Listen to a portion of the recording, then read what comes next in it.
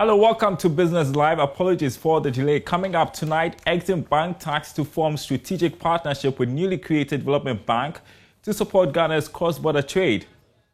And the Ministry of Finance will expect the Ghana Exim to, 1, identify Ghanaian manufacturers with the potential to export, 2, develop strategies to attract them and assist manufacturers with obtaining long-term financing. Also ahead, we'll look into fuel pricing in the next couple of weeks. The Institute for Energy Security projects a dip. Meanwhile, new reporting from Joy Business suggests the price list of BDCs points to an increase, but OMCs are expected to absorb them.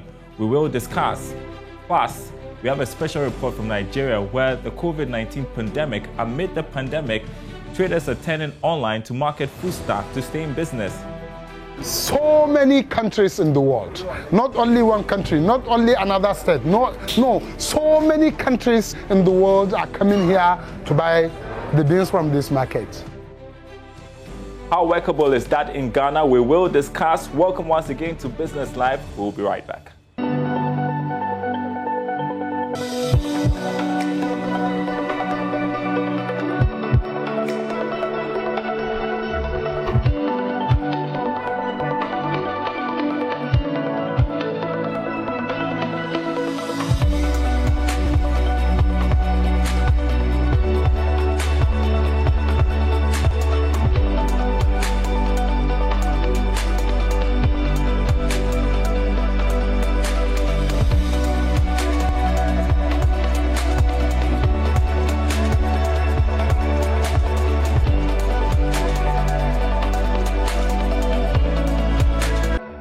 First up tonight, the Ghana Exim Bank has been tasked to form a strategic collaboration with a yet-to-be-established development bank to support the country's export-led interventions. Now, speaking at a short ceremony to inaugurate the board of directors for Exim Bank, Minister of State at the Finance Ministry, Charles Edouboahen, asked the board to chart a new path to boost the economy through export trade. Here's a report.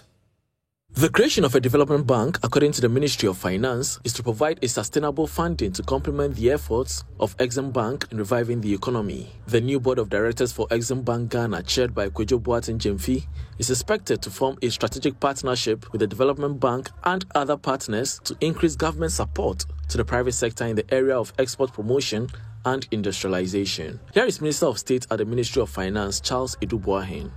This opens a new opportunity for Ghana Exim to build strategic partnerships with the Development Bank for financing and rolling out innovative pipeline projects that will drive Ghana's import substitution initiatives and export promotion programs for the realization of the President's vision of a Ghana Beyond Aid and the Ghana Cares program.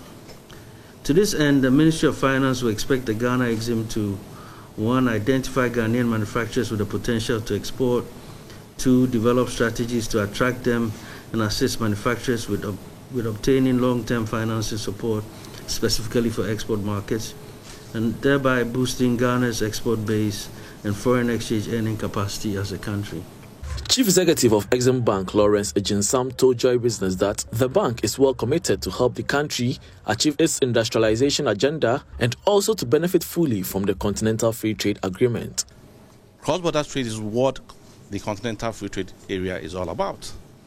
So all the industrialization that we are supporting is part of the agenda. If you look at the pharmaceutical industry, the likes of Tobinco, the likes of NS Chemis, which are being supported by Exim Bank, are already exporting into the Continental Free Trade Area, i.e. Nigeria, Burkina Faso. If you look at the garment industry, Exim Bank is also supporting. So we have a unique role to play vis-a-vis our role with AFTA. Other members of the board include the Chief Executive of the Private Enterprises Federation, Nana Osei Bonsu, Second Deputy Governor for the Bank of Ghana, Elsie Ado-Awaji, Deputy Minister for Trade and Industry, Michael Ochri-Berfi, among others. Now, in other news tonight, the Institute for Energy Security, IES, projects that the price of fuel on the domestic market at the various pumps are set to dip as we enter the second pricing window of August 2021. The downward adjustment may, however, be offset by the adjustments from the largest local market holder, that is GUEL, Total, and Shell. researcher with the IS, Fritz Moses, joins me with some more analysis to this story. Great to have you on our program tonight. What's the basis for this projection?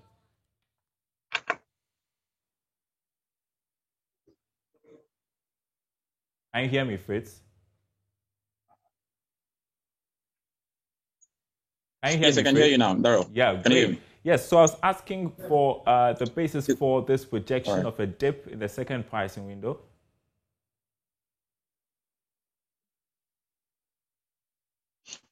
All right. So the IES price projections usually is based on the 15-day rolling basis on analysis of the national benchmark, that's Brent crude. Based on that, we analyze the first pricing window of August that started at the end of July to somewhere around 11th of August. And when we analyze the data from the price of Brent crude, we realize that they had dipped by about 1.49%. Now, at the end of the previous window, that's the second pricing window of July.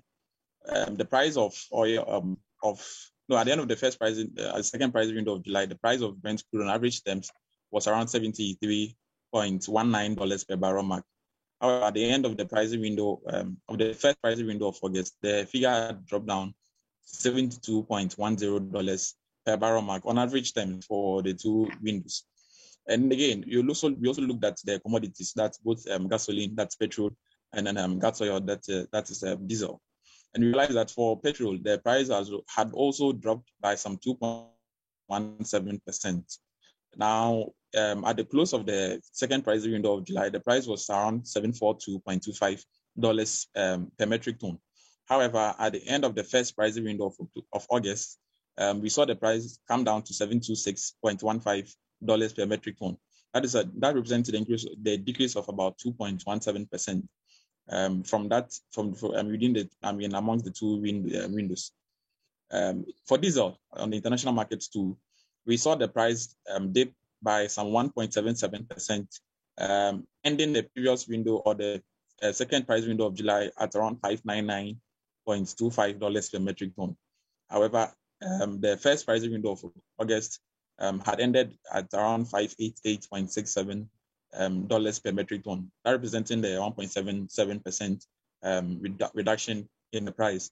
Now, another factor that affects the price usually is the exchange rate, and so we analyze and see how the CD relation has been to the US dollar, and we saw that at the end of the second pricing window of July, the CD had dipped by some 0.17%, trading previously at 5.85, and then ending that window at 5.86. And so coming into the first pricing window of August, analyzing that, the figure at the end of the pricing window and also that of the second pricing window of July, we saw another dip by about 0.17%, representing an increase from 5.86 Ghana cedis to the US dollar to some 5.87 Ghana cedis to the US dollar. And so based on this calculations and seeing the fact that, again, over the period from the second pricing window of July, we've been seeing the prices come down, particularly for the second pricing window of July to the first pricing window of August. The price dip was in relation or was due to the fact that OPEC had not still resolved on its outputs. And so there was still the uncertainty in the market until the agreement was reached somewhere in the first week on the latter part of July. Then coming into this week, we are seeing the COVID or the Delta variant forcing or causing some an increment or a spike in infections in largest importer of oil, that's China, in Malaysia, in other parts of Asia, in the US, in Europe, and almost entirely around the globe. And this is fueling the speculation that perhaps the restrictions or the renewed restrictions that have been put in place would affect the demand for prices or for the demand for oil and its products. The prices have generally been receding since the beginning of August this month. That's why we've been seeing the prices go down on international markets as it is. So while you expect the prices to go down, I just wanted to draw your attention to a report we had earlier today, are reporting from the bulk oil distribution companies. They have a different story on their price list. And now, except for diesel, which will go down the OMCs are expected to increase. No, not the OMCs. The prices are supposed to go up of the other fuel products, and we are hearing that the OMCs will then absorb this. So I just want to ask what you make of this reporting as well.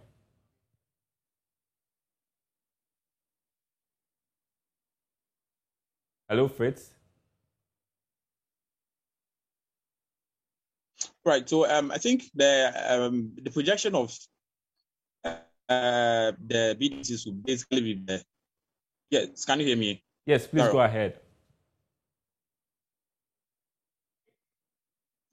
Dara, can you hear me? I can hear you.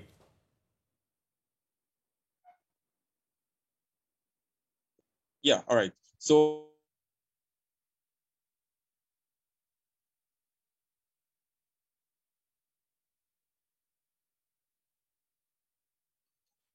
the BDC's projection for an increment in price is usually based, perhaps based on the past few weeks. We've seen the prices rising and maintaining the stability at some point in time. That is prior to the current reduction in price that we've been seeing over the past 4 months.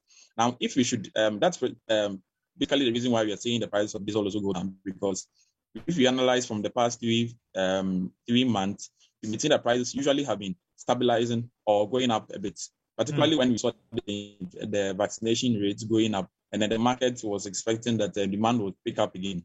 But following from the advent somewhere later June, where the COVID Delta variant started really affecting several economies, the large economies specifically, we saw the prices receding in the background. And so based on those projections, we do not see prices of the two commodities, that's petrol and diesel, all going up or even maintaining the stability. If we should maintain the stability, then like we stated in our release, that would be the role that GOIL, Shell, and Total will force the other market players to go on. And just a final one, if you could do that in 30 seconds for us. Last week, the National Petroleum Authority hinted they will set up a committee to review the price deregulation policy following growing industry concerns. And this move would supposedly check price abuse by oil marketing companies. What does the IAS make of this? Well, it's something we've been saying that even though Ghana is a deregulated market in the downstream sector, we see a lot of government infusion or government hands in the pricing of petroleum products. And so if there's going to be a review, I think it's something that should be done, because essentially we are seeing about 40% of the price per liter that we are buying fuel going or being in form of taxes and levies and fees that Ghanaians are paying. And so the deregulation essentially is to give the autonomy or the authority of pricing and determination to the OMCs and BDCs. And so if that's what the policy, the review committee would, at the end of the day, recommend, I think it's something that will help us all going forward. Thank you so much, Fritz Moses there, a researcher with the Institute for Energy Security. You're watching Business Live. Apologies for the delays as well, but thanks very much, Fritz Moses. Let's head to Nigeria, shall we, where traders at West Africa's largest grains market have turned to online trading to stay in business as COVID-19 stimulated closure of borders slow activities over there. Now, the Dawanau International Market in Kano State has for decades been the sub-region's major hub for buying and selling of rice, beans, millet, and other grains. But the traders say the pandemic is throwing them out of business, but they are fighting back with new innovations in how they do their business. Joseph Opoku-Gakpo visited the area and filed the report. So many countries in the world, not only one country, not only another state, no, so many countries in the world are coming here to buy the beans from this market. This one is taken to Port Harcourt, maybe from Port Harcourt, it is going out to another countries. This is the Dawanau market in the Kano State in northern Nigeria, and this is actually the largest grains market all over the West African region. Well, traders do come from all over the place, including places like Ghana, places like Niger, places like Cameroon, and they either bringing their grains, including maize, cowpea, rice, sorghum here to sell, or they come get some from here and take all the way to their various countries. Well, it's a renowned space for a lot of these activities, and as the traders right here are telling us, the COVID-19 pandemic, with its attendant border closures, has given them a lot of trouble in this particular enclave, making it almost impossible for them to send a lot of goods across the ECOWAS borders. COVID-19, it comes with so many problems in terms of marketing. They are not coming from abroad. Well, some innovation is being introduced. They've set up an online trading system that allows for a situation where, regardless of the part of West Africa that you find yourself, or even in other parts of the world, you only need to get onto an online portal and make a request for the necessary amount of grains that you want. If you buy on internet, we can send it to you directly. Yeah. So this market has been in existence for more than 46 years now, and mainly it's been an underground kind of market. But since COVID, things have been transformed to a certain extent. So traders from different parts of Africa can log on to their website, dawanowigm.business.site, which is right here, as you can see. And then it tells you till when they actually open. So here it's telling you that they are open till 8 p.m. And then when you get onto the contact us section, you can key in your name, your phone number, your email address, and then state your specific request, including how much grains you want, which country you want it delivered in, at what price. And then someone will reach out to you, make the necessary arrangements, payments are done, and then the goods get to you. Yes, it's help for our business, but it's we are starting it just last year ago. It's gradually. Yes, just you can go and click Dawano International Grains Market Traders Association. You can connect with us.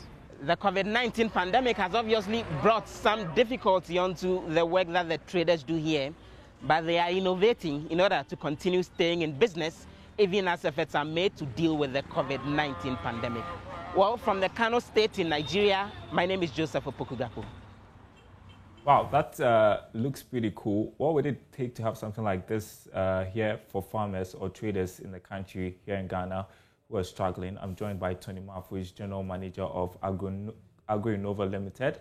I'm happy to have you on the program. First off, Tony, what do you think about what some of these Nigerian traders are doing, trading their food items online? Okay, good evening. I'm happy to join you. And yeah, I do think it's quite an innovative approach to selling, which is has become necessary due to the impact of COVID that we have in Africa at the moment. So I think it's quite an innovative approach. That's like a whole market online. And so I'm just wondering, how workable is it here in Ghana? What would it entail? And are we ready for this? Yeah, sure, definitely. So at the moment, there's a few companies, including my company, AgroInnova, doing something very, very similar here in Ghana. So it's quite workable, and it's actually active at the moment. Can you tell us what you guys are doing? You say your company has developed such solutions. Yeah, sure. So we are AgroInnova, a agri-tech startup, which basically is helping livestock farmers sell and partner with us online. We basically sell most of their produce, especially eggs and maize, as well as soybean. And recently we added a few products like local chicken and even beef. So it's basically an online platform. You can access it via USSD on *713 *83#, as well as a web platform where people can just basically go and order for most of these items that I mentioned. So the farmers just come on our platform, just partner with us to sell their stuff, and then we can provide all those logistics around the products when a client or a customer wants to make a purchase. I'm just wondering, though, how is this being received? Are the traders getting the returns they would have wished for going online? And also, with the creation of an app comes other issues such as internet connectivity, access to devices. I guess my question is, to what extent would trading online solve the issues that the traders face with access to market? Yeah, sure. So it goes in two ways, actually. There is some kind of value that we are providing in terms of convenience for customers, as well as for our customers or the sellers. So as you well know, COVID has, created like a real serious economic shock or impact. And we found it, as much as it's not a very good thing for people, we found an opportunity to be able to allow people to sell without necessarily having to go to the market, and allow people to also buy without necessarily having to, go to the market. So there is a two-way benefit here. It's quite, it's not quite, how would you say, the conventional way that they are used to, but it's some makeshift that they have to deal with at the moment, because people are even scared going out to buy stuff and everything else, right? So it's something that they are getting used to. Like I also mentioned, there is an aspect of the logistics side where people we would basically have to arrange for transportation and a few other things with regards to transporting or delivering the products to them. But it's something I think we are managing, and people are getting used to. Maybe what we would need is a little bit more education around that, but it's something that Tony, the customers are willing. Definitely worth exploring, especially when we have a third wave of the pandemic. Grateful for your time, Tony Marfo, General Manager for AgroInnova Limited, speaking to us there. That's Business Live tonight. Goodbye.